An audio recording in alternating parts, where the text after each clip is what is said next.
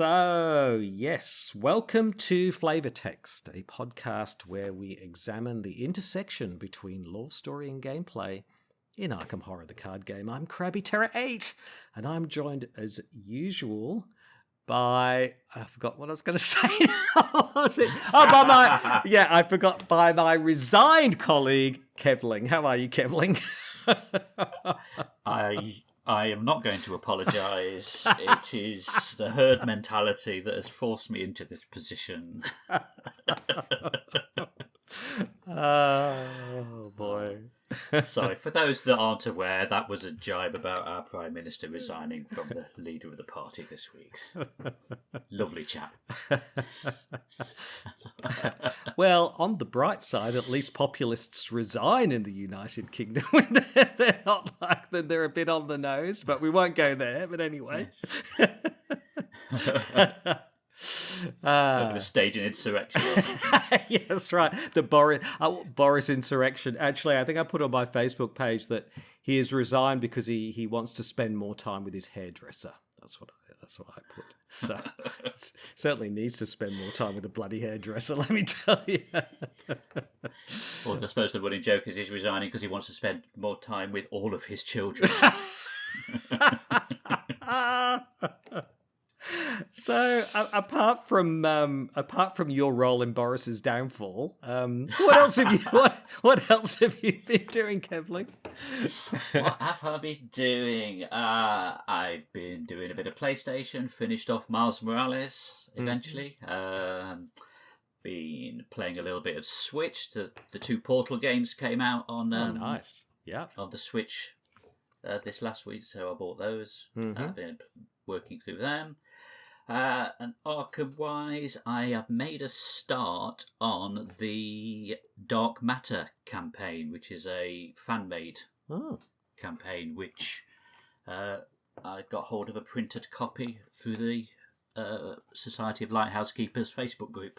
Okay. And yeah, it's really, really well put together, and it's actually a sci-fi Arkham adventure set in the future. Wow.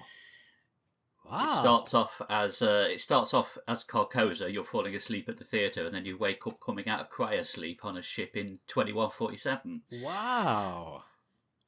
So yes, I started that playing as Nathaniel Cho. I've never played Nathaniel before, so I thought it was quite funny. A boxer stumbling around a spaceship in the future. So yes. And I really, really enjoyed it. There's some really clever mechanics in there. If anyone's listened to Drawn to the Flame, they're doing a playthrough on it as well. Oh, okay. Yep. Yeah, it's really, really good. Definitely recommend it if you can get hold of a copy. Fantastic. And what about you? What have you been up to?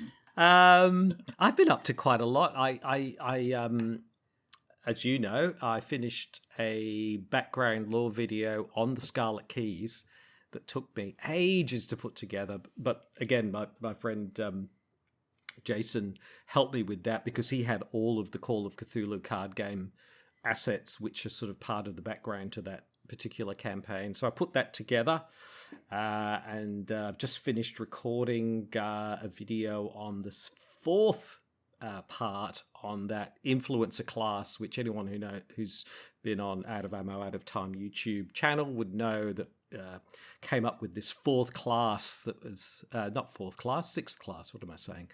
Sort of an influencer class in Arkham Horror that was sort of, could have been a possible sixth class. So there's recorded a final video on that. Apart from that, I 100%ed Elden Ring. So no biggie. Just sort of knock that out. Yeah. Side quest. Yes, that's right. In my spare time. Yeah. It only took 250 hours or something, and but I got there in the end. 4 months. 250 hours. Yeah, wow. Yeah. 4 months solid playing night after night. That's what I've been up to. Yeah. And so we got some things in the mailbag. I've got it here next to me again. It's bulging with 3 correspondences anyway.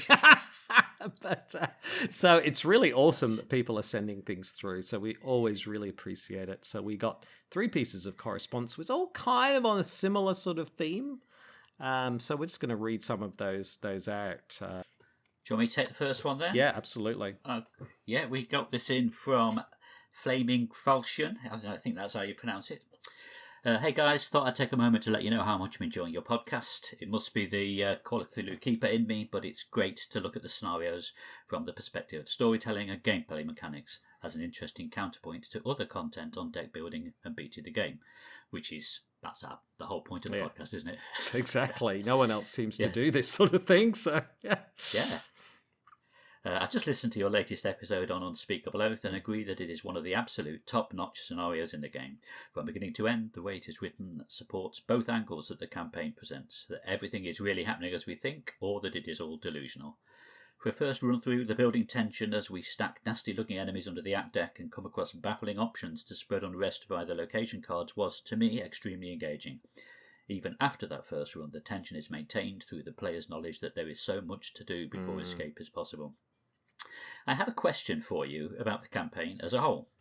Mostly I'm happy to roleplay the doubt and conviction decision points, but I often find that the consequences of not burning the house down at the end of The Last King make an already challenging game so much harder for the rest of the campaign.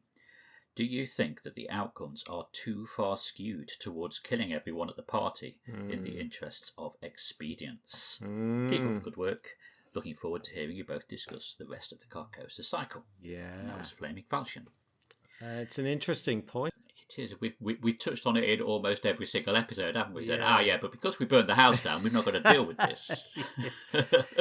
Yeah, and it's this tension, of course, that once you know a scenario, it's the same in other games as well. You can kind of game things because you know the outcome in that way, and so there's not a lot you can do about that. I mean, you know that burning down the house is going to make things easier for you down the track. I guess it's for everybody. I suppose from my perspective, it's for everybody to make their own decision about whether you err on the side of, well, I'm playing this to win, or I'm playing this as a role-playing story kind of experience. And it's, I guess, everybody's going to be different in that way. Where it can get tricky, though, is that sometimes it can make it harder to get to the later scenarios if you make certain choices. You know what I mean? Like, you just make it so difficult for yourself in True Solo, for example, that if you don't burn down the house, are you going to get to scenario 7, 6, and 7 and 8? Are you going to sort of survive that way down the track? But I think it's a hard. Those alternate versions of the party goers basically turn up in every scenario, don't they? If you don't burn the house down. Yeah. And I think what Flaming Falchion may be kind of alluding to is that maybe as a design decision, it was a little bit. It's kind of an all or nothing. You do that thing, and you get this big benefit throughout the whole campaign. So it's a little bit unbalanced, I suppose, you might say, perhaps, that there's such a big benefit from one single decision, rather than, as we saw in Dunwich, for example, lots of small decisions can have a big effect, but no one decision has a massive effect, right? So that's maybe something that's perhaps a bit of a criticism of this particular campaign, is that one decision has a profound effect rather than a smaller effect, I suppose. Yeah. I was just looking back at the interlude and what the other options were if you didn't kill everybody. If you intruded on the secret meeting, the only impact there seems to be that you get more negative options sprung on you during that elaborate dream sequence. Yeah. So again, that's another negative as to a reason why you wouldn't do that. Yeah. Unless I'm missing something. I'm just quickly scanning my notes, but I can't see anything else obvious. And there's no real negative to burning the house down either. You get a conviction in the tally, but you don't get any trauma. You don't get any. No. It changes the token in the bag, but that only affects the next scenario, and then it change. Yeah, that happens each scenario, doesn't it? Yeah. So. Yeah. And if you take by contrast the other thing that happens in The Last King, which is interviewing the sort of partygoers, each of those has a little positive effect. They all, if you interview them all, you get a little effect. But it's not like Yes. if you interview them all, it gets some huge impact that then sort of resonates throughout. So it probably, yes, I think that particular design choice about burning it all down with relatively consequence free, I think if they'd made it today, they probably would have balanced it maybe a little bit better, perhaps, because it does seem like quite a profound thing. Yeah. Yeah, I think it might take a few playthroughs before you twig that actually that is the desired outcome. Well, yeah, that's true. You might start to explore the different avenues and the different Yeah. decisions, and then Yeah. actually it's only when, as we're approaching it analytically as part of this, that it becomes more obvious that that is Yes. the preferred outcome in air quotes. Yes. But I mean, it's a pretty extreme outcome because you literally, I mean, and it makes it clear there are people screaming inside. Well, it could all be in your head, of course, but it's a fairly extreme outcome that you murder a whole house of people. So it is a pretty full on decision to make. Not one that I would normally choose lightly unless I just wanted to play through and make it easier for myself. Because it's pretty rough when those people turn up later. Unless you're pretty strong, you're going to have real difficulty with them. So definitely. Yeah. So yep. Awesome. Thank you for that. That's great email there or post. What we got next then? Yeah, I've got one here from Solar Jetman. This is about what we were talking about with the Phantom of Truth. About, we talked a lot about chasing, you can chase the Phantom to find Nigel Engram, or you can be chased, and I think we were commenting that kind of didn't make logical sense. That how do you get chased and then find him, kind of thing. And how do the clues play into that as well? Yeah. He says, I see the clues when being chased is using the knowledge of the city to evade the organist, while chasing the organist is using knowledge of the city to intercept the organist. The doubt route plays into the fear of uncertainty and existential dread the investigators are trying to escape. Similarly, the conviction route is trying to pin down the strange organist. The story, The Court of the Dragon, has both of these elements, starting with the dread of being watched and followed, and then a switch on conviction to follow the strange organist.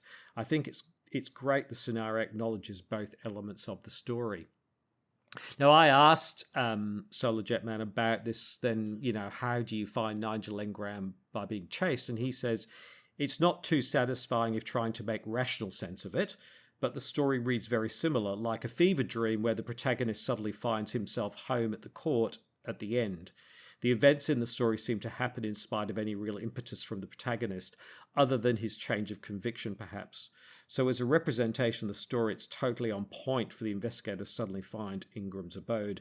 Really, the whole campaign is a fever dream of sorts, navigating the insanity it takes to reach, find, experience Carcosa. So I guess it's falling back on the idea that you're in this sort of crazed fever dream and things can happen that don't make logical sort of sense, which, I think fever dream is a great term because it does certainly feel that way.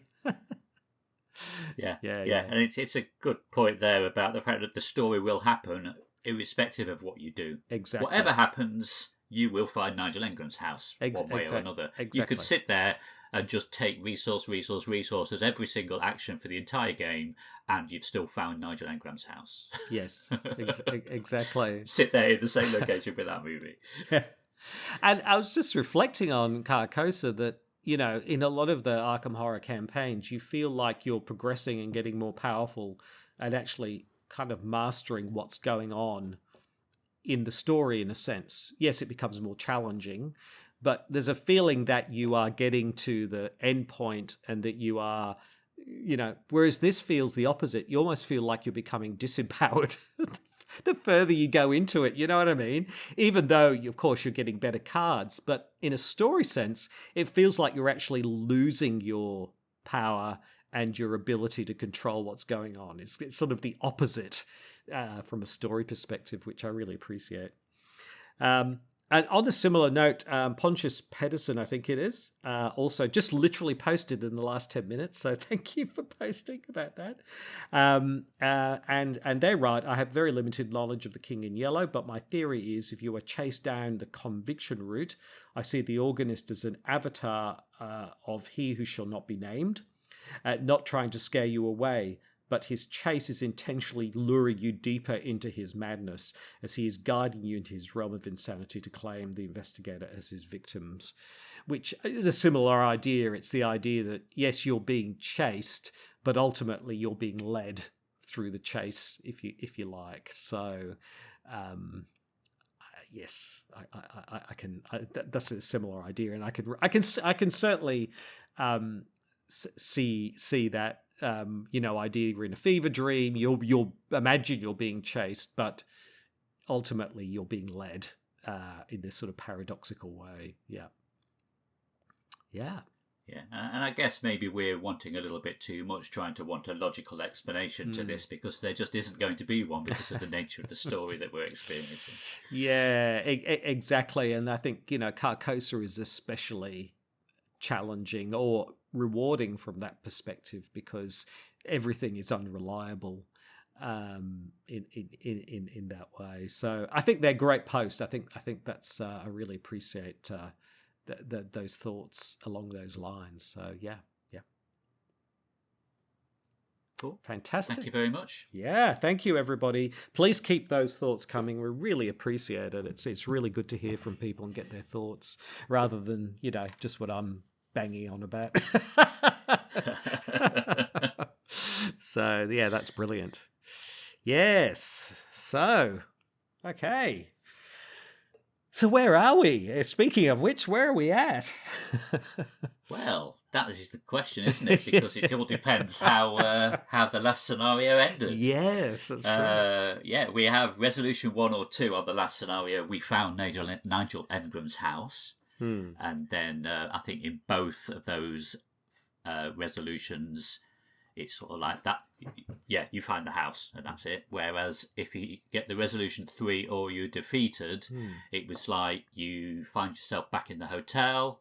Well, in resolution 3, you find yourself back in your hotel, you dream about Carcosa, and then you fall asleep. And when you wake up, you are somewhere else. Ta-da! Whereas if you're defeated, there's a line about that you face the organist, and that is the last thing you remember. Yep.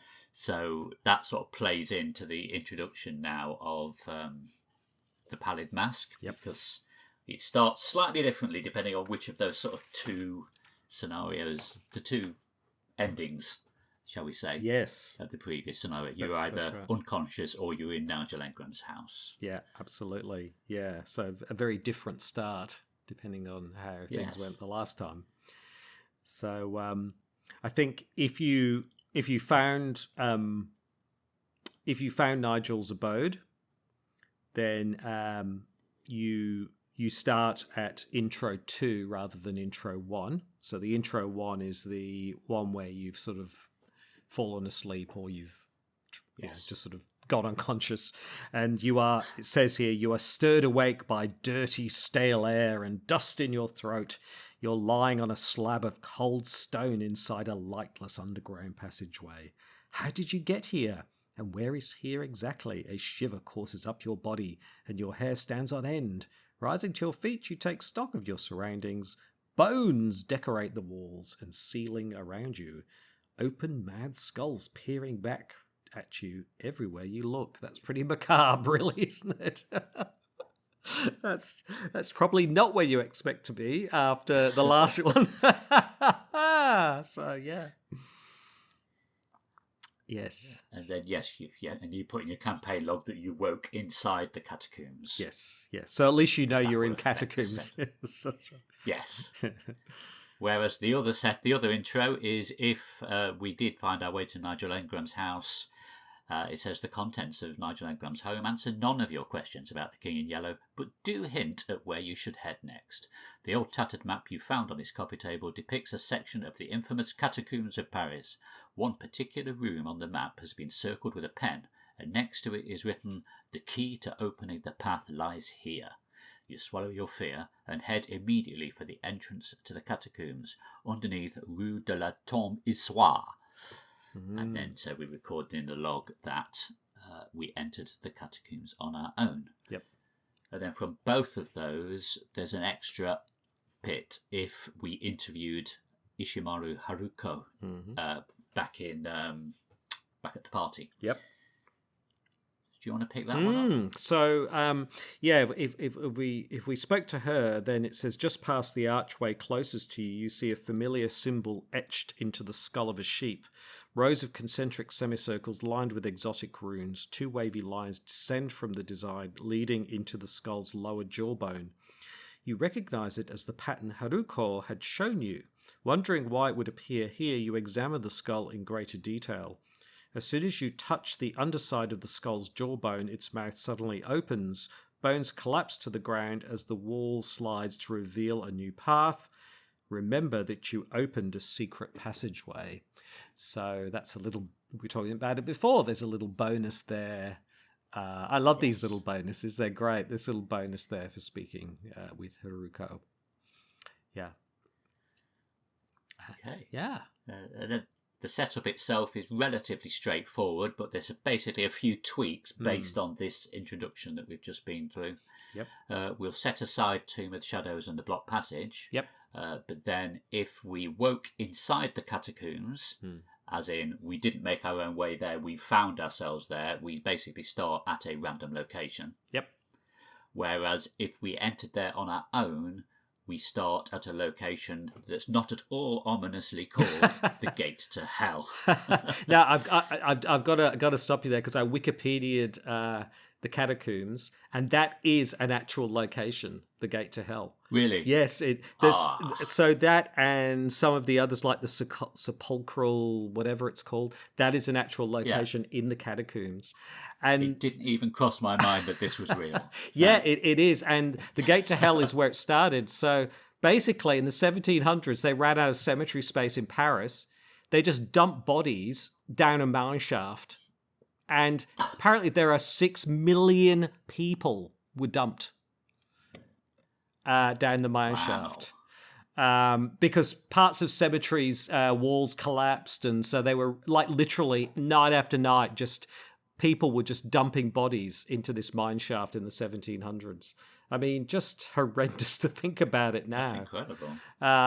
It really is the Empire of the Dead. And then it became an attraction in the 18th century, whatever. Middle-class people in 19th century started to go there to have a look. Like you do. It's quite macabre, really. But yeah, so it's actual place. Yeah. So the only other thing we do as part of the setup is we put a resource token on the location that we started at, so we can keep track of where we entered the catacombs, because that becomes important later.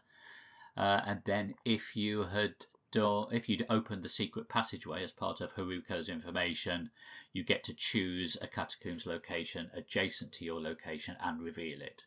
So even though it told us to remember all of these things, we only needed to remember them for about 30 seconds. So that means if you've spoken to Haruko, you would start with many more locations sort of unlocked, essentially, wouldn't you? Because yes, it would already be revealed, so you knew whether you needed to go in there or not. Exactly. As to whether it's a direction you wanted to go. Yeah, exactly. And then there's this. I did skip it as well. There's the actual building of the catacombs deck. So it's similar to when we're setting up the Miskatonic Museum, whereas you're building your set of random locations, and there's in the bottom part of the deck of what we're after, which is the Tomb of Shadows and the Block Passage. So they'll be in the bottom 5 somewhere, and then there'll be 5 more on top. So you've got like you've got like 8, haven't you, or is it 10? Something like that. You've got this. I think it's 10, but then I guess it depends on what your starting location is as to how many locations get put out around it following its instructions. And is this the first instance of like procedurally generated dungeon? I think. Because the Miskatonic Museum wasn't really a procedurally generated dungeon. This one is the first time they sort of used this process, isn't it? Yeah, because for the Miskatonic Museum, they were all located to the connected to the one location you were in, if I remember right. That's right. They're all coming off that central hall, I think. That's Whereas right. this, they're all related to each other as you put them out. Yep, that's right. So, And being the sad flowcharty type person that I am, I actually went through all the locations and I mapped out which ones go in which directions. wow. And the common theme is almost every single one has a direction to the right. So you sort of just try and imagine the map as a meandering path to the right that could occasionally branch off. But yes, mostly it's head right. There we go. So it's not truly random. It's sort of it's randomy, randomish. Yes, yes.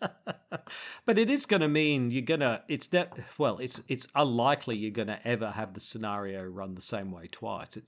It's always going to be different, which is great. I mean, it means it's you can never quite predict how it's going to, and it's something that they've used. The developers have used since in other campaigns as well. So it's good. I like it. Procedurally generated dungeon. It's great. So in fact, just looking at those locations, the only one that doesn't have an option of going right is the Gate to Hell. Oh. So if you are starting at the Gate to Hell, it forces you into a split path almost because it's up and down only. Yep. So actually you're going to create a branching path at that point. Yeah, interesting. And we ended up, purely through chance, which wasn't great for us when we played it, was this very long corridor with no branches on it. Wiggly corridor, wasn't it? Yes. Which actually turned out to be unfortunate for us. But, it could have been completely different if we'd just done things slightly differently. So, yeah, interesting. It's really good. Yep. Then also the other thing with the way these catacombs work is you're not relying on the location symbols to determine what locations are connected to each other. It's all just based around orthogonal connections. Everything is connected to whatever is on the left, right, up, down side of it. Yeah, which has been used a lot. I mean, it's used a lot in Innsmouth. I think that's become almost like a standard thing, really, isn't it? Yeah, particularly these larger, busier maps. Yeah. No, you're never allowed to move diagonally.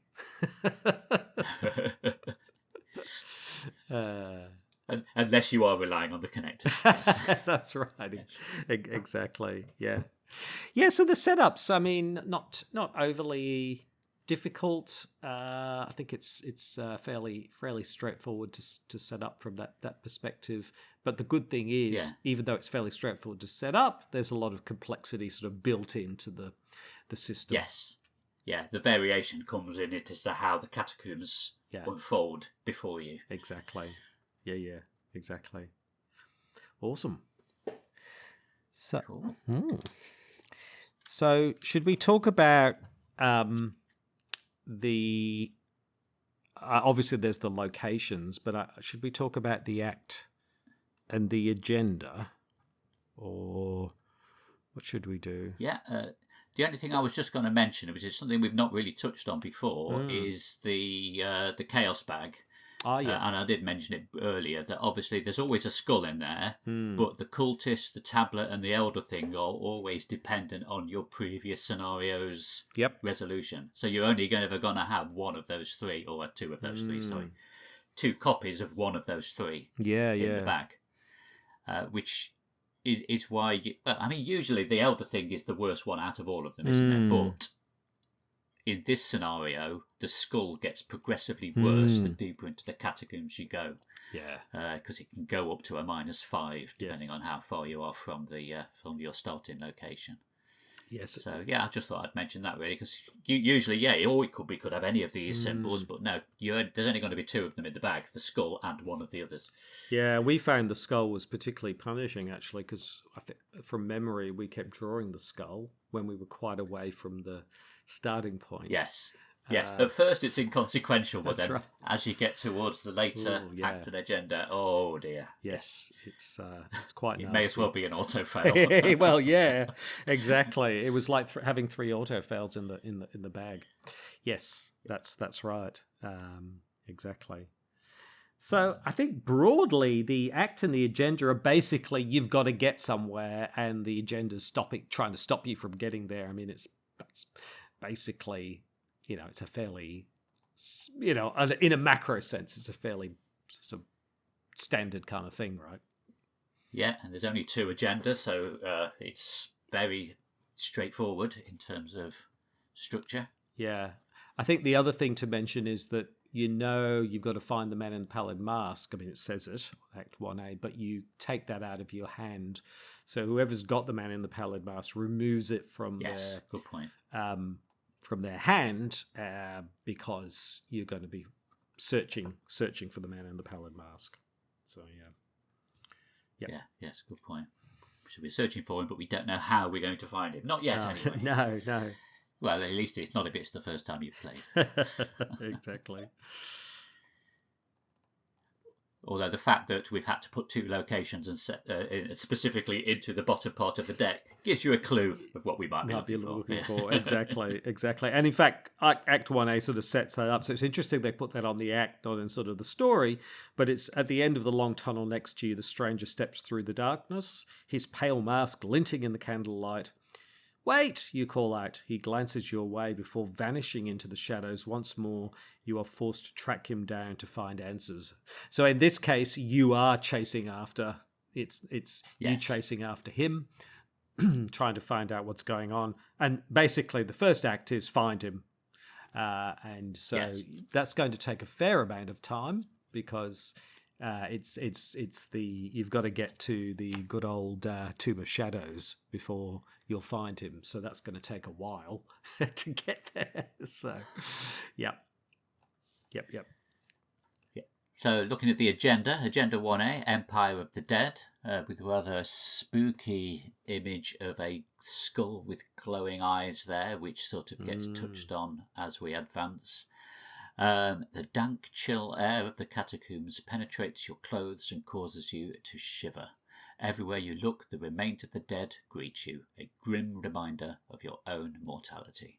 And then just a reminder about how the locations are connected, and it's a 6 threshold, so we have 6 turns before we flip. Yes. So the order of the day is to basically get through the catacombs and try and find the man in the Pallid Masks as quickly as we can, I guess.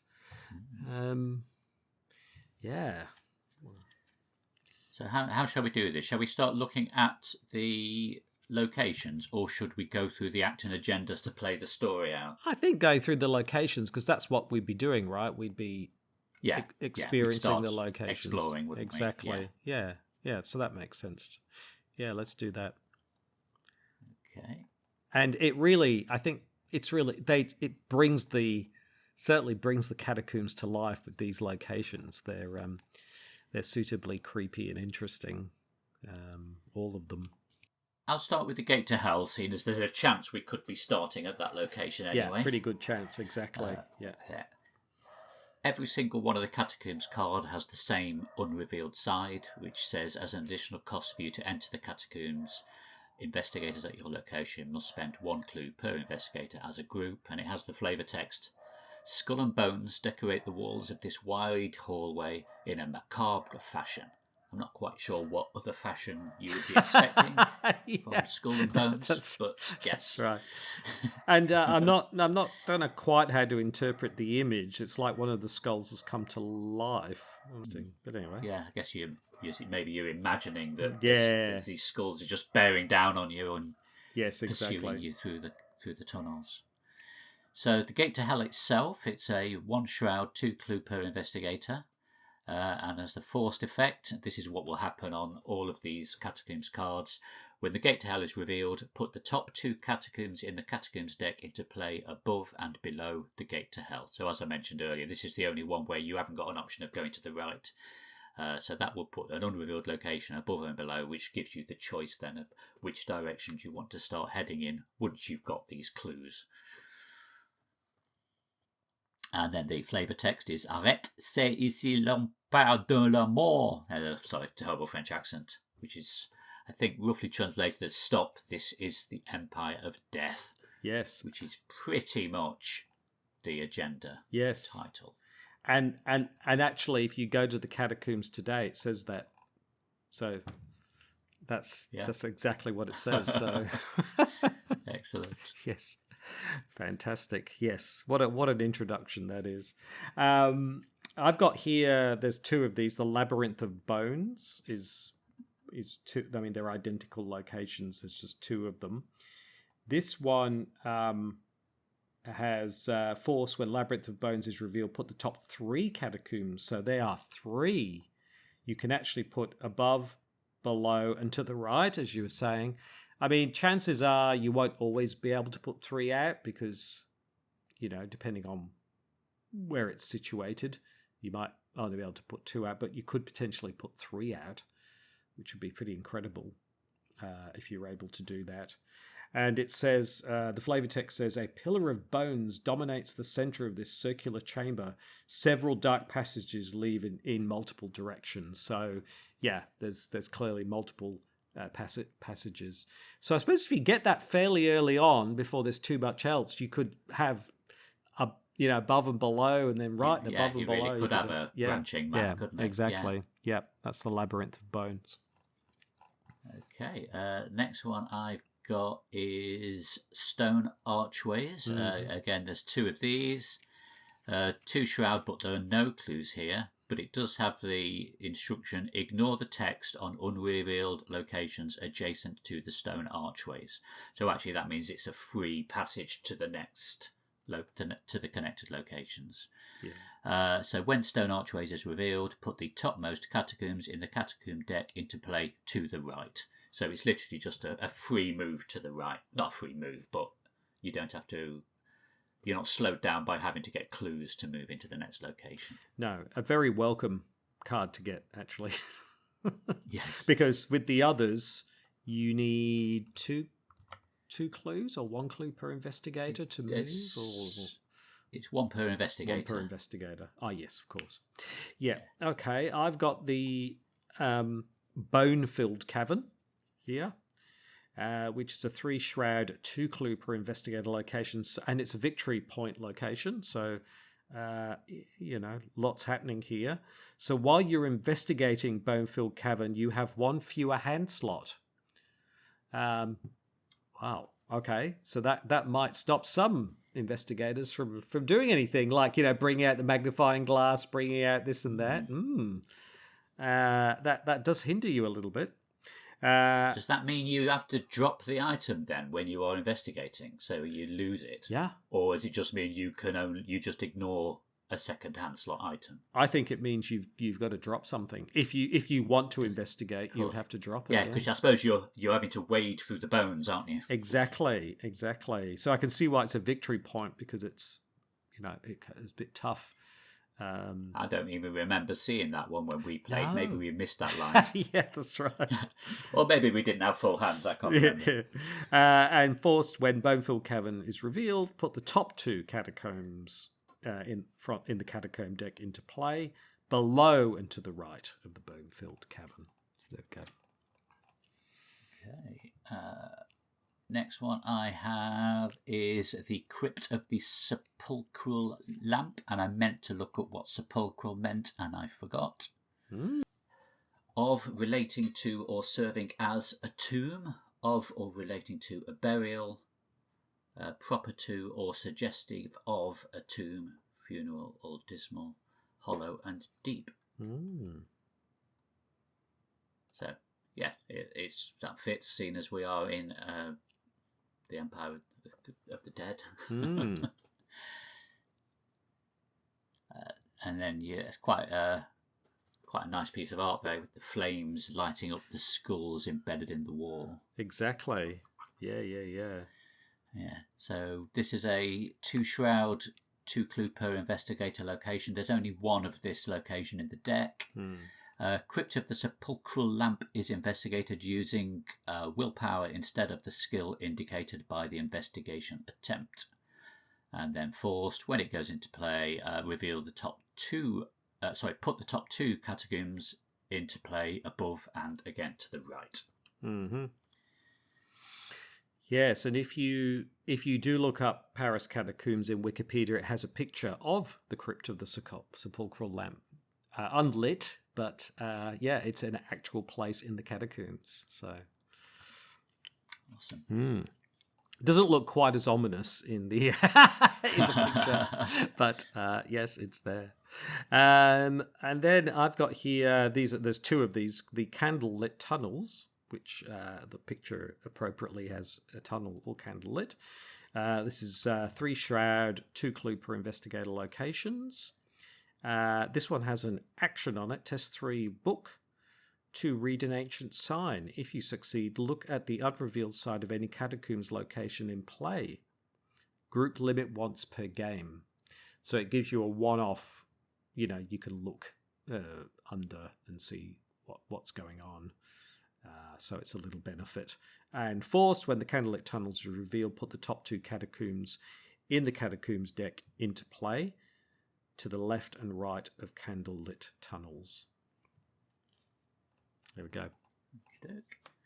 And then the next one I have is Well of Souls. Again, there's only one of these in the deck, and that is a real creepy picture, isn't it? Yeah. The way all the skulls and the bones are all lined up in concentric circles. Yeah, exactly. Yeah. So this is a 4 shroud location, and it does have a victory point, so that reflects the difficulty of this one. 1 clue per investigator. Forced, after you end your turn at Well of Souls, you must either take a direct horror or discard 2 random cards from your hand. So it's difficult to investigate, and you'll get penalised if you stay there. Yeah. And then the locations that come out on this one is only 1 card comes out, and you choose to put it above, below, or to the right. So this is one of the few locations where you get to choose. Yeah, the direction. Interesting. We've then got the good old narrow shaft, which it looks very narrow. It's 2 shroud, 1 clue per investigator location. Forced, when you would move from narrow shaft to an unrevealed location, test agility of 3. If you fail, take 1 damage and cancel the effects of the move. So it can literally stop you from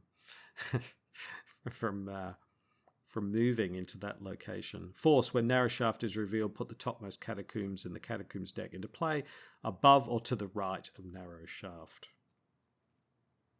Yeah, it's victory point as well, so I'm guessing that's reflecting the fact that you've got to do this test. Exactly. The move. I mean, it's only if there's an unrevealed location. So once the location is revealed, it's fine. Yeah. But so you're not kind of stuck. Although if you're playing true solo with a low agility person, you could be in a bit of strife, actually. It's possible. Anyway.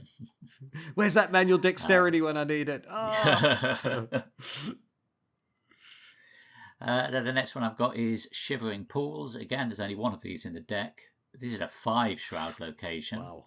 And it's worth a victory point. 1 clue per investigator. And forced, after you end your turn at the Shivering Pools, you must either take a direct damage or lose 5 resources. And then when this is revealed, the topmost Catacombs deck card goes into play below or to the right. Ouch. And then we have the blocked passage. Oh, hold on. That's the last 2. This is one of the locations we're looking for, isn't it? Yes. So this is the block passage. This is a 7 shroud, no clue location. Force, when you reveal block passage, take 2 damage. You cannot leave block passage this round. Okay. Ouch. I'm not sure why you take damage, but anyway. Maybe it's because it collapses in. Maybe it's... Yes, I suspect that's what it is, yeah. And it says, the stack of human remains blocks the candlelit corridor. This gives a new meaning to the phrase dead end. Wah, wah, wah. Yes, certainly does. Excellent. And then the last one is the Tomb of Shadows, which is our objective, unbeknownst to us at this stage, for Act... Well, we do know because it tells you advance when you get to the Tomb of Shadows. Forced, when the Tomb of Shadows is revealed, advance to Act 1B. So until we reveal it, we didn't know that's what we were looking for. Yep. But now we do. 4 shroud, 2 clues per investigator.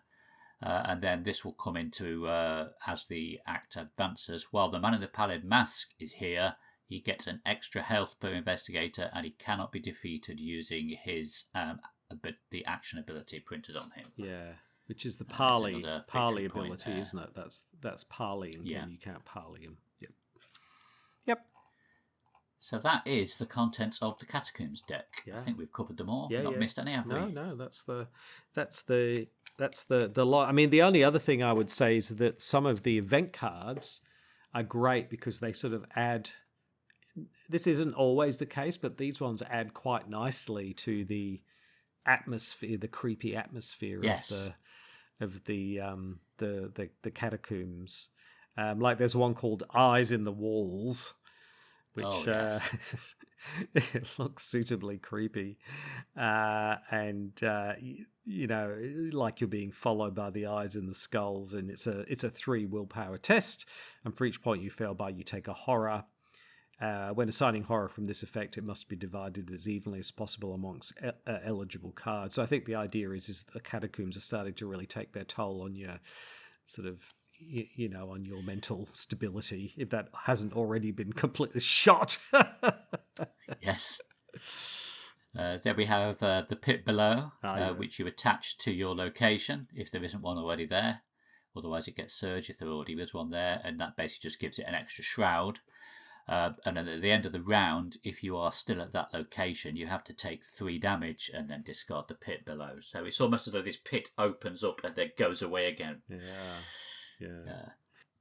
Sort of, if you're struggling to investigate as well, because you might be on a 4 or 5 shroud location, it's going to make you need to move on now. I'm going to have to go on and then come back. Otherwise, I'm going to have to take this hit. Yeah. Exactly.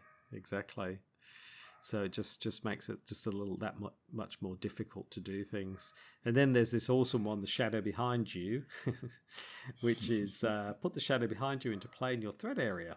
Limit 1 per investigator. Oh, I think we ignored that bit. I think I had 2 of them at one time, but anyway. And you have this action where you can look behind you.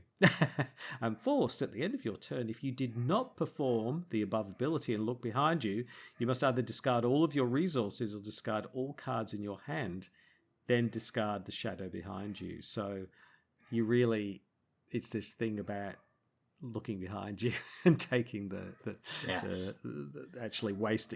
Essentially, it's a waste. You waste an action. So it's almost the reverse of a push your luck type thing, isn't it? I'm gonna keep looking behind me while I've got a lot of resources or I've got a lot of cards in my hand, but I'm gonna wait until I don't have any, and then it's safe to not look behind me. Exactly. It's very clever.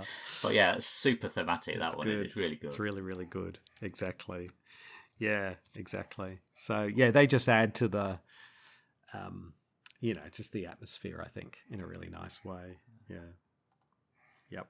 There's a couple of enemies in the deck as well. Yeah, there are. There's the Catacombs Docent, which I looked up, and I suppose there's 2 different meanings of the word docent. In the US and Europe, it is a member of the teaching staff immediately below a professor, so it could be that.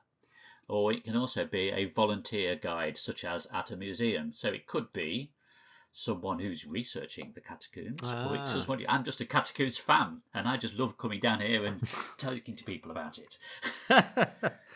And given that he says, aren't these catacombs absolutely fascinating, it's probably the latter.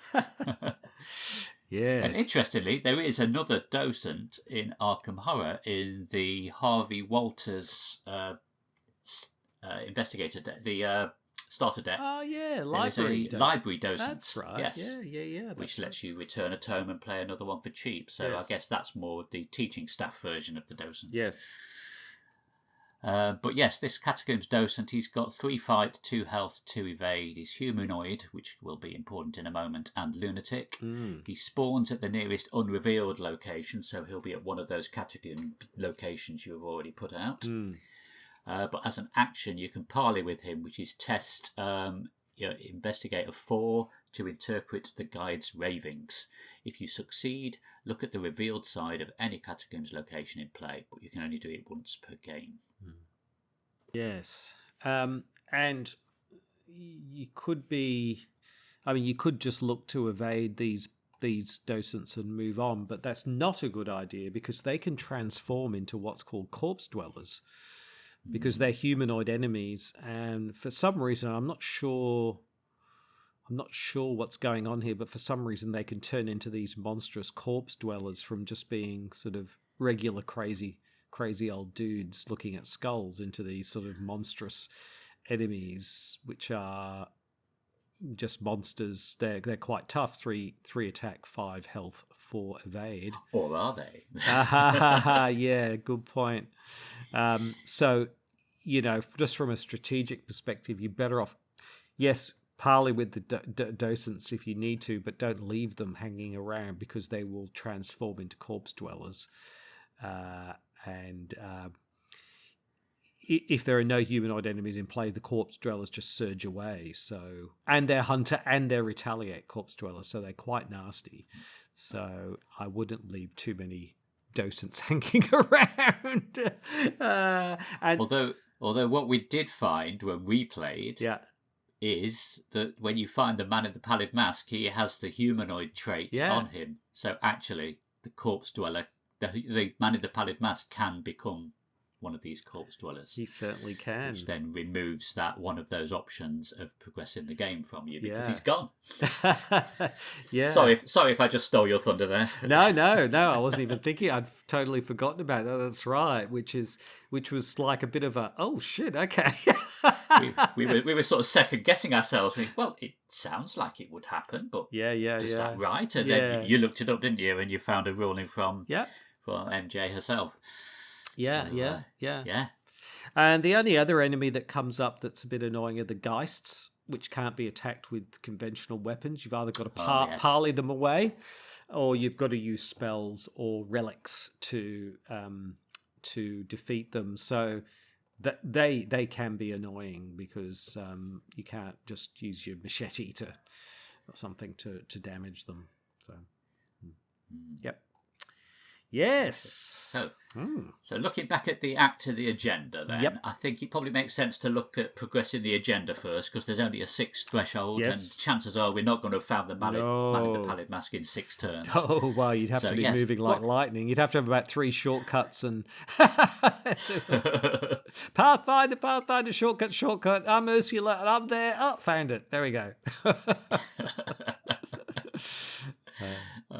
So, when you reveal the agenda 1B, it's that old chestnut, let's hide an enemy on the back of the agenda card routine from back from the gathering. Yeah, surprise! I love the way they do that. It's brilliant. So this is an enemy called the Spectre of Death, a force from beyond. He's classed as monster, Geist, and he is elite. I say he, might not be a he. He spawns at your starting location, so whatever that location was that you marked with a resource at the beginning of the game. He is both hunter and retaliate, and while he is exhausted, it takes 1 less damage from each attack made against it. So even the old faithful routine of evade the enemy and then start kicking him while he's down, that becomes less effective as well. Forced. After you fail a skill test while attempting to evade Spectre of Death, it attacks you. That becomes the alert keyword in later campaigns, doesn't it? But they obviously hadn't invented that keyword at that point, so they had to put it on as a forced. Yep. And he's worth 2 victory points as well if you happen to kill him. And I can't remember, did I say he's got 3 fight, 5 health per investigator, and 3 evade, and his attack is 2 of each. Yeah, he's 2 tough. Damage, 2 horror. He's tough. But with him spawning at your enemy at your starting location, you've had 6 rounds to move away from that. So hopefully you've got a fair distance between him and you to at least give you a bit of buffer before he catches you up. Exactly. And it's why you don't want a linear dungeon. You do want a dungeon. You can't get past That's right. You want one where you can skip, because he's tough. You don't, unless you're. I mean, it's probably by this time, because we're up to number 6. You probably would have the firepower to take him down, but he's not going to be easy to take down. Also, if you're rocking tablets in the Chaos Bag, that is a -2, and also even if you pass, it's still the ghoul or Geist enemy at your location attacks you, so he would get a free hit. Oh wow! Yeah, so if you're rocking the tablets, things could get bad from that. And also the Elder thing, if you fail, that's find a Geist enemy. So you could have multiple Geist enemies flailing around as well. But yes, so it's very ominous. Like basically, it's sort of piling it on as well, isn't it? Yeah. There in the choice of the tablets, as in the worse you did on the previous scenario, the worse tablets you've got in the worse tokens you've got in the bag. Yeah, exactly. So yes, we have the spectre of death chasing us down. And then that moves on to Agenda 2A. Mm-hmm. So the 1A was Empire of the Dead. Now we're on to Empire of the Undead. It's 12 Doom Threshold. All around you, the eyes of skulls glow with an otherworldly hue. So that's the artwork there. A ghostly voice echoes throughout the labyrinthine catacombs. You sense a threatening presence looming around you. It is just outside of your vision, past the dim fog that permeates through the catacombs around every corner. Yep. So, yes. So it's fairly generous. I mean, 18, you've got 18 turns to do the whole thing, really. Yes. So it's not, it's not kind of overly taxing from that perspective. You've got time. And we haven't got Ancient Evils to rob turns off us either. No, exactly. So it's certainly not been designed to be a race from that perspective. Most of the time, you're going to have enough time to do it. It's more whether you survive to do it. Yeah. Shall I just finish off the agenda and just sure say if we're not able to finish it off in those 12 turns, we flip it over, and Empire of the Undead becomes Join Them in Death. The ghostly presence that menaces you grows with each minute you spend exploring these dreadful catacombs. You walk faster, glancing behind you nervously every few steps. Why does it hound you? What is its purpose? It tugs and pulls on the periphery of your senses. You turn a sharp corner and its shapeless umbral form stares back at you. You spin and flee, passing through a narrow stone corridor you do not recognize. At every intersection, every corner, its shadowy arms reach for you, its many faces contorted in agony. You cannot escape. Resigned to your fate, you drop to your knees in hopelessness and stare down at the cold stone floor. You feel the presence approaching you and cannot bear to look up. Everything goes black. Each investigator is defeated and suffers one physical trauma. Yep. And I did look up the word umbral because it's not a word I'm familiar with other than it cropping up in Destiny 2 quite a bit. It being sort of shadowy, dark and shadowy. Right. Yeah, makes sense. Yeah. Yes. So there we go. Yeah, fairly simple agenda. Do you want to take us through the acts then? Sure. See how we can progress the story. So if we find if we get to the Tomb of Shadows, and the when it's revealed, you go to Act 1B. And indeed, that says the Stranger Shadow. So rows of skulls chatter their teeth endlessly as you pass through a narrow stone archway into a round chamber illuminated by firelight. In the centre of the tomb stands the stranger, peering into the blaze. Across the wall, shadows dance and twist with the flickering of the flame. The stranger turns to face you, and his own shadow spreads across the wall. Where his shadow's arms should be, tentacle shapes emerge, enveloping the walls in darkness. He lifts his hands towards the wall as if trying to show you something. So you spawn the man in the Pallid Mask in the Tomb of Shadows. And now also the other thing is if you haven't murdered Ishimaru Haruko, you put her in the starting location. So you really can have her, and you probably will have her and the Spectre of Death both moving through the catacombs towards you. And she's also tough. So it really is. Yes. It really is a parade of very nasty monsters coming for you. you're really kind of trapped in a way. So yes, that gets you in the room with the man in the Pallid Mask. And he's got extra health, and you can't use the action ability to parley him away. You then move into Act 2A, which is the path is barred. The shadows cast along the bone walls shift into the shapes of several figures, acting out a macabre parody of the King in Yellow. Objective. There's two objectives. One is, tell us how to stop the path from opening. If the man in the Pallid Mask is defeated, advance. So that's basically you fight him. Objective, what is he trying to show us? Investigators in the Tomb of Shadows may spend the requisite number of clues as a group to advance, which is 2 per investigator. Now, you don't have to get those from the Tomb of Shadows, but obviously you could. And that is, so one is, tell us how to stop the path from opening, sort of trying to force him to tell you. The other is, what's he trying to show us, kind of watching him, right?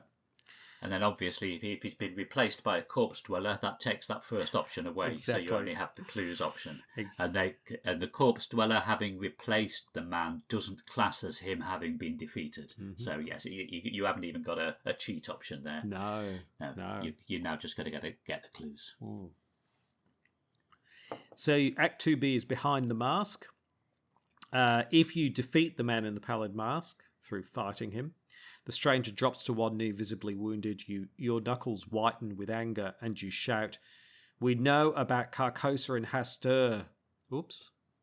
Tell us. That's quite clever that that's a bit of a troll that they put that in there, because I remember I wasn't thinking, and I just read it, and everyone I was playing with went, "No, no, no." So yes. Tell us how to stop this madness. The stranger digs his fingers into the cold stone floor and the catacombs shake.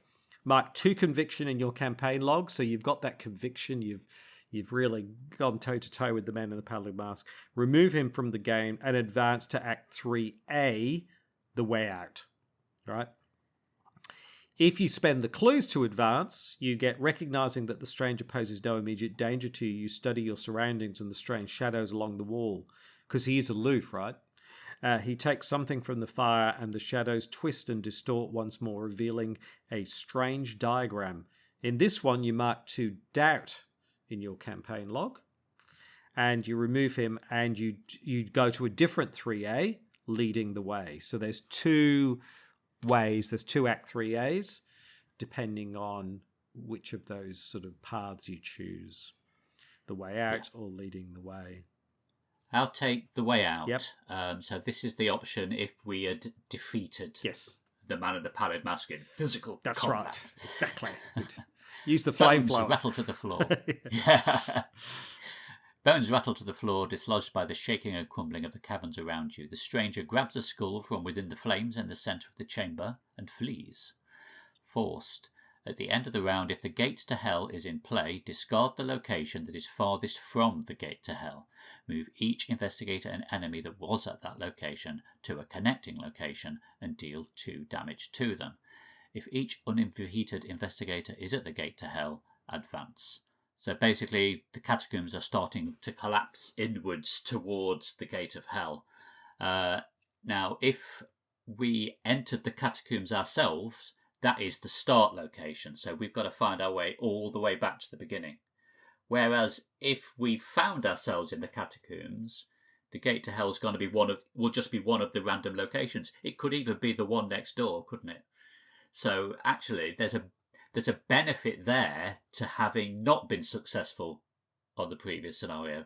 You've got a potentially quicker way out, or even a much harder way out. It's a more random. Yeah. And what happens, because it's also possible that the gate to hell could be below the Tomb of Shadows, so it may not have been revealed yet. That's also possible, isn't it? Yeah. You'd have to go back and start discovering more catacombs. You would. You'd be running around trying to find the gate to hell, which is fine, because in that way it can't be that far away, because it's got to be in the bottom. Like if it was the bottom 5, say the first one was the Tomb of Shadows, it's going to be 4 away max, right? So yeah. Yep. And it's a little bit like the back train of the Essex County Express being torn away, isn't it? You take some damage and you get shunted along to the next. To the next one. Exactly. Well, no, it's not quite like that because you would get defeated, wouldn't you? If I remember right, in Essex County Express. But same principle. And then if you do make your way to the gates of hell, you're able to advance, and it's called the Catacombs Collapse. The catacombs rumble and collapse behind you as you make your escape. You are able to follow the stranger's shadow, tracing his steps to find your way through the labyrinthine passages. You cross the threshold of the catacombs entrance, a wave of rubble and bone chips following in your wake. The deafening noise of falling debris crashes behind you, and you turn to find the entrance blocked by a newly formed wall of bone and rock. Just as you are ready to depart, a partially charred skull bearing a strange diagram rolls to a stop at your feet. There is no sign of the stranger anywhere. Resolution 1. I just thought you could kind of game it so that if you were being chased by Haruko and the Spectre of Death, you could get them taking damage from the collapsing catacombs as you're moving. Oh yes, because it's each investigator and enemy, isn't it? Yeah. Although I wouldn't recommend. I wouldn't recommend it that way. But it's something you could do possibly. So the other one is leading the way. The shadows along the walls of the. So this is where you spent the clues. You're watching the stranger. He's posing no threat. The shadows along the walls of the tomb begin to coalesce. Strange runic symbols twist into the image of a building with a tall tower, its spire reaching up towards the ceiling. Then the stranger beckons for you to follow and disappears through a stone archway behind you. Ignore the forced ability on blocked passage. If each undefeated investigator is at blocked passage, advance. Yes, that forced ability was taking damage as you entered it and then not being able to leave that round. But you wouldn't want to leave anyway because you need to get it. Yes. And what we found when we did it was because we had a very linear tunnel, and the Tomb of Shadows was sort of at the bottom of the deck. We had to backtrack a long way to be able to uncover a location that would let us uncover the block passage, because the block passage was after the Tomb of Shadows in our case. So we had an unfortunate set of circumstances for us. And then once you get to the blocked passage, the secret exit. Following the stranger's lead, you take a circuitous route through the underground passageways. Finally, you are confronted by a dead end, a tunnel blocked by an impossibly thick wall of collapsed bone and rubble. The stranger stands nearby, holding the partially charred skull he pulled from the fire in the Tomb of Shadows. What now, you ask, confused. He holds the skull aloft, and the floor begins to collapse into a pit of dark emptiness below. Bones and rubble from the wall fall into the pit, and it grows larger with each moment. The stranger bows, then falls backward into the pit before you can grab him. Wait, you call out, but it's too late. With the pit growing and threatening to swallow the catacombs entirely, you have no choice but to follow him, R2. So there's the R1 and the R2. Yep. There we go. Yes. So excellent. Shall we look at those resolutions? Yeah, then? absolutely. See how they actually play out. Yep. Okay, well, I suppose the first one is if no resolution was reached because we were all defeated. You're shaken awake by a police officer and lifted to your feet. You feel as though the weight of a train has slammed into your head. The pain is unbearable. The man shines a flashlight in your eyes and asks you several questions in French. Dazed as you are, you find it difficult to answer. Probably because you don't speak French. He points towards the staircase nearby and pushes you away from the catacombs. You stumble onto the Rue de la Tombe Issoire and slowly make your way to a hotel where you can stay the night. Several days of research later, the meaning of the strange diagrams you saw within the catacombs still escapes you. You feel as though you've been led on a wild goose chase. Just as you're about to give up, you see a faded yellow book on the table nearest you. You are stunned to discover that it is the unabridged script of the King in Yellow. Drawn on the cover in black ink is the very same diagram whose meaning you've been struggling to interpret for several sleepless nights. Who had placed it here? How had it come to your hotel room?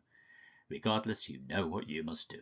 The play holds the secrets it has all along, and yet, like a fool, you have avoided reading Act 2 out of superstition. Its words cannot harm you any more than the creatures and fanatics you have already encountered. Trembling, you open the second part and begin to read. So in your campaign log, you record that you know the site of the gate, which is something you do on all of the resolutions. But interestingly then, it says each investigator must choose whether or not to read Act 2 of The King in Yellow, but at least one investigator must. In your campaign log, record the names of each investigator who chose to read Act 2. Each investigator who read Act 2 searches the collection for a random basic madness or pact weakness and adds it to his or her deck. And each investigator who read the act earns 2 additional XP as they gain insight into the machinations of the Tattered King. We switch out the symbol tokens from the Chaos bag for Elder Things, and we earn our victory points. I was going to say that's really interesting. Yeah, you don't very often get optional extras in the resolutions. No, you don't. You're right. Yeah, how many people want to read it and get extra XP? Who wants to read this? And it's in the story, so reading the Act 2 is a bad idea because it's where all the horror manifests itself if you read it. So Act 1 is boring and mundane, but Act 2 is where all the horror really is. So it links to the story quite nicely. Yeah. And obviously, if you're playing true solo, you don't get a choice. You've got to read it. Right, if you're a multiplayer game, you go, no, you take the XP. No, I don't want it. You have it. Exactly right. Resolution 1. That was the. That's the one where everything's collapsing and you've fought the man in the Pallid Mask. The burned skull holds the key to everything. You are sure of it. You've tried every method available to you because it's rolled to your feet, hasn't it? Yeah. In studying the diagram it bears, but the answer eludes you still. You have brought the skull to experts, occultists, and professors. You've even tried speaking with the skull on more than one occasion. Exasperated, you place the skull on your night table and try to get some sleep for the first time since escaping the catacombs. As you fall asleep, you cannot shake the sight of the diagram etched in the skull's forehead. You awaken with a spark of inspiration and rush to the Musée du Louvre, a famous Parisian museum housing tens of thousands of paintings, drawings, and archaeological finds. You spend days exploring the museum, every display, every collection, every single object of art. Should that be objet d'art? Anyway, that might hold a clue to the diagram's meaning. Finally, you see it, a painting depicting a beautiful island town weathering a torrential storm. Waves crash against the stone of the outer wall, the tide threatening to swallow the island whole. Lightning flashes around the tower of the abbey above the village. A whirlwind of black clouds churns in the sky above. The diagram from the burned skull you hold in your hands is recreated perfectly in the stained glass of the abbey. The title of the piece is The Path is Open. So yes, you know the site of the gate. Take all of the symbols out and put 2 cultist tokens in. Ishimaru, if you've slain her, you put that in your campaign log. And usual victory. There we go. So then that way you found your next location. So not through reading the King in Yellow, you've done it through just going into the Louvre and finding it. Yes. And then resolution 2, that was the resolution if we did the secret way out of the catacombs. Yep. Yes, so resolution 2, you fall ceaselessly through the empty abyss. No air slows your descent or courses through your hair. It is a passageway devoid of reality. Finally, you pass through an invisible gateway and enter another realm. Looming above and below you are 2 skylines, one a warped reflection of the other. A vortex of swirling black clouds and crashing waves lies in between them. You study both sides, a familiar city and its strange mirror. Could this be the Path to Carcosa? A passageway between realities where realms converge? If so, all that is left is to find where this gate appears on Earth. You fall into the vortex below. You are shaken awake by a police officer and lifted to your feet. You feel as though the weight of a train has slammed into your head. The pain is unbearable. The man shines a flashlight in your eyes, asks you several questions in French. Your eyes widen with realization, and you wrest your arm free from the confused man's grip. I have to go at once. In your campaign log record, you know the site of the gate, and you add 2 tally marks under chasing the stranger. Interestingly, defeating the stranger doesn't add tally marks, but I suppose he was defeated by the catacombs collapsing upon him, because this is the option where we just ignored him, wasn't it? Yes, that's right. Well, we followed him. Correct. Yeah. Exactly. Yep. Yeah. And then we switch our symbols to tablets. Record our victory points as usual. Yep. So yeah. Yeah. I like these resolutions because they're all discretely different. So you get to the answer in very different ways. Through madness and insight from reading the play, or through just sheer sleuth and detective work in the museum, or through a vision, essentially through a magical vision. So very sort of different ways of getting the same information, which is great. Very nice. Yeah. So, what did you reckon? What did you reckon to this scenario? Oh, I really liked it. I think it, like Paris, it was dripping with atmosphere. In this, it's a real dungeon kind of level, procedurally generated, so it's always different. So, I really like that about it, and I really like that it's not a race. So you're in the dungeon, but you're not kind of you got to get things done quickish, but there's no race involved. It's gives you a fair amount of time to experience the dungeon. And I think it really works well. We're now moving away from the real world into something much more otherworldly. And I think that it does that really well with 3 different resolutions, which all feel kind of quite satisfying and convincing. So I think it's a great scenario. I really like it. Yeah. Yeah. I can't disagree with anything you said. I love the, like you say, the procedurally generated nature of the dungeon, how it'll flow out in certain patterns and branches depending on what order you discover the locations through the deck. It's never going to be the same twice. No.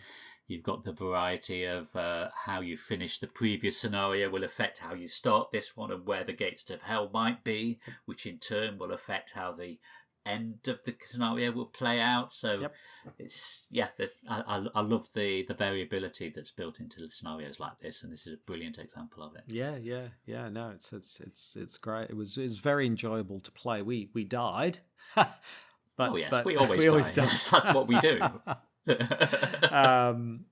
But it was really enjoyable to play, and really atmospheric, really fantastic scenario. So so I guess we're off to Mont Saint Michel next time, and all kinds of crazy stuff happening there.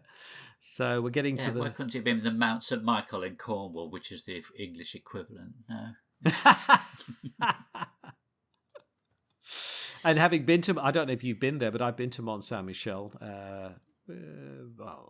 40 years ago now, but I have actually been there. So it's quite a tourist destination to go to. So it's, again, a real location, which is fantastic.